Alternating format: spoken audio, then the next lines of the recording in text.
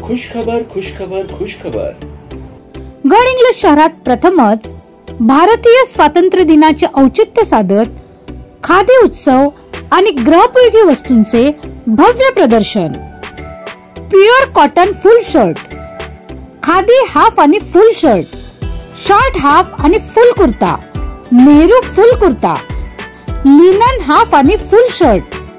तुमच्या रुबाबदार व्यक्तिमत्वात भर घालण्यासाठी खादी कुर्ता आणि जॅकेट, डिझायनर लेडीज खादी आणि कॉटन कुर्ती, प्लाझो आणि साड्यांच्या असंख्य व्हरायटीज. बाजारात सहज न मिळणाऱ्या गृहोपयोगी वस्तूंचेही प्रदर्शन. चला तर मग येताय ना, आजच भेट द्या खादी उत्सव प्रदर्शनाला. आमचा पत्ता देसाई मंगल कार्यालय, Vinayak plaza, church road, Gadhinglaj. 2019 सालापासून घटप्रभा खोऱ्यातील पूरग्रस्त बाधित जनतेला संघटित करून हे आंदोलन उभा राहिलेलं आहे. येणारा 13 तारखेचा मोर्चा हा कोणत्याही पक्षाचा संघटनेचा नसून हा पुरानं बाधित झालेल्या जनतेचा मोर्चा आहे. घटप्रभा खोरे पूरग्रस्त संघर्ष समितीच्या नेतृत्वाखालीच हा मोर्चा होणार आहे. या मोर्चाची भूमिका मांडण्यासाठीच आम्ही आज या ठिकाणी पत्रकार परिषद घेतली होती. हिरण्यकेशी, घटप्रभा आणि ताम्रपर्णी नदी खोऱ्यात गेली अनेक वर्षे पावसाळ्यात सातत्याने पूर परिस्थिती तयार होत आहे. याबाबत 2019 पासून या नदीकाठावरील गावातील जनता एक ठोस भूमिका घेऊन पुराबाबत कायमस्वरूपी उपाययोजना करावी यासाठी लढत आहे. अनेक कामं जी झालीत ना ती उत्कृष्ट दर्जाचीच आहेत. कुणाच्या कुणावरती काही कंट्रोल राहिले नाही. फक्त निधी मंजूर केला जातोय, तो निधी कसा वापरला, कुठं वापरला, कोणी वापरला ह्याच्याबद्दल कधीही विचारणा केली जात नाही. त्याचीही कारण आहे. यापूर्वी नदीकाठावरील पूरबाधित जनतेने 13 ऑगस्ट 2019 ला प्रचंड मोर्चा काढून आणि 27 जानेवारी 2020 ला एक दिवसाचे ठिय्या आंदोलन केले होते. तरीही प्रशासनाने उपाययोजना करण्यासाठी पावले उचललेली दिसत नाहीत. त्यामुळे मंगळवार दिनांक 13 ऑगस्ट रोजी प्रांत कार्यालयावर विराट मोर्चा काढण्याचे नियोजन पूरग्रस्त संघर्ष समितीने केलेले आहे. पूरग्रस्त जनतेने या मोर्चात प्रचंड संख्येने उपस्थित राहण्याचे आवाहन पूरग्रस्त संघर्ष समितीने जनगर्जना लाईव्ह द्वारे केलेले आहे. आज घटप्रभा नदीवरचं या ठिकाणी हडलियाचं पूल असेल आणि दुसरं जे आहे ते पोवाडचं पूल असेल. हे पूल बांधत असताना आपण ज्यावेळेला पूल बांधतो त्यावेळेला आपण जो आकार आहे नदीचा तेवढाच आपण त्या आकारापुरतच ते आपण कॉलम काढतो आणि बाजूच्या दोन्ही बाजूला जो भराव लावतो त्या भरावामध्ये त्याचा फुगवटा तयार होतो. तो फुगवटा जवळजवळ 25 किलोमीटर मागे जातो. त्याची परिस्थिती मागच्या वेळेला आपण हडलगेच्या धरणाला ज्यावेळेला आपण बघितलं त्यावेळेला तो फुगवटा होता तो अडकूरपर्यंत गेला होता. आज पोवाडकरांचा भेटला तो मागे अगदी शेवटच्या टोकापर्यंत जाताना आपल्याला दिसतोय. हे टेक्निकल सुद्धा काम करत असताना नदीचं जे नरडा आहे ते बारीक न करता त्या ठिकाणी त्याला रुंदीकरण ठेवून जो भरावाच्या ऐवजी त्या ठिकाणी जर पायपा टाकता येत असतील तर त्या पायपा टाकणं गरजेचं आहे.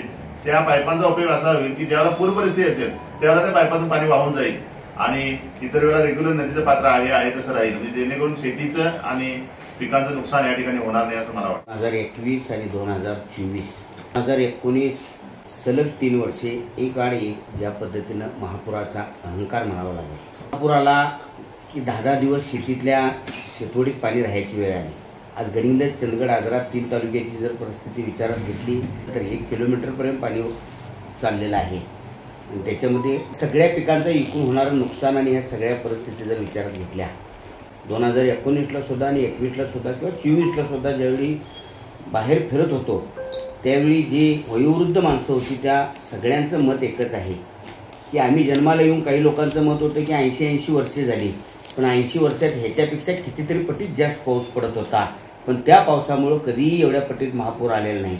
2024चं उदाहरण जर सांगायचं झालं तर गडहिंग्लज तालुक्यातला कुठल्याही ओढ्याला पाणी आलं नाही, पण नदीचं पाणी मात्र 11 दिवस पाणी, नदीचं 10-11 दिवस पाणी राहिलं. ह्याचं सगळ्याचं उत्तर एकच आहे. जी नदी 30 फूट खोल होती ती नदी आज 15 फुटाच्या आसपास आलेली आहे.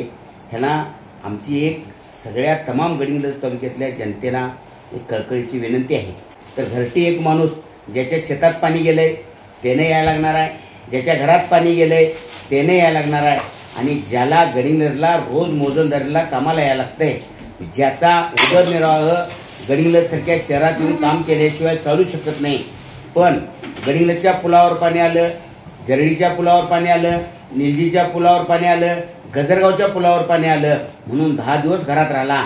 तो गौंडी कामगार असेल, सेंटरिंग कामगार असेल, शाळेचा विद्यार्थी असेल, या सगळ्याच जनतेनं याच्यात भाग घेतल्याशिवाय ह्या मोर्चाची धार तयार होणार नाही.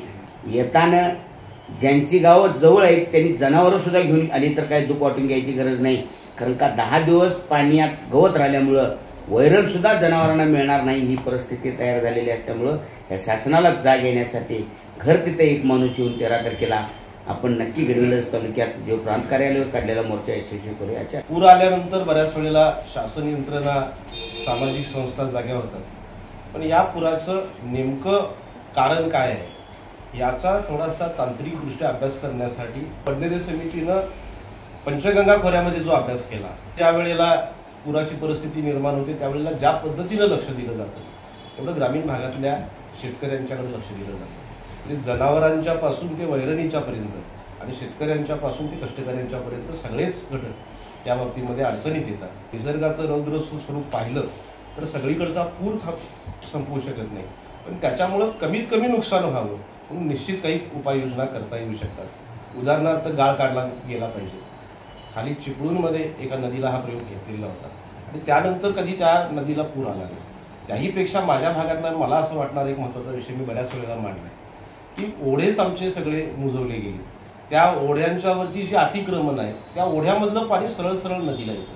त्यामुळे ओढे नाले पुन्हा एकदा शासनानं त्याची प्रक्रिया करून ते पुन्हा खुले करावे, त्याच्यावरची अतिक्रमणं काढावी, हाही उद्देश आहे.